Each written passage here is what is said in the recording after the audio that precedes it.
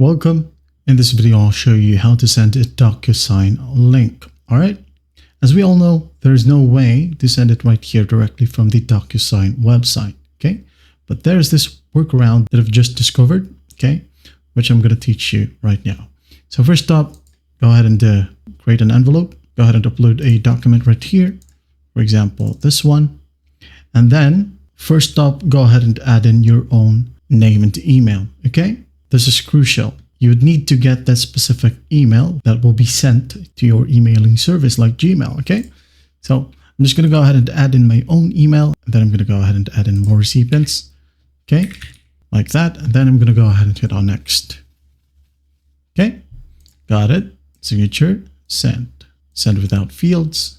Just for this example, it's done. So I'm going to go ahead and open up my email. There you go. You should receive the same exact email. So what we're going to do in here is just go ahead and right click on it.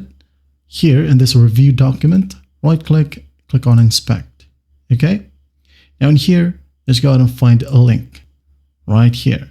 So just click on it, then right click, and go ahead and click on edit as HTML.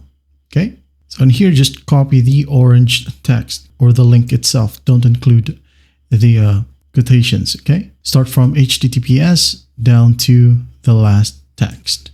Okay.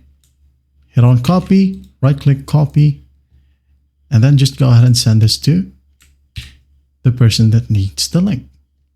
All right. That's basically how you do it. The person just needs to sign in. Okay. And then as you can see here, it is now ready for signing. And that is it.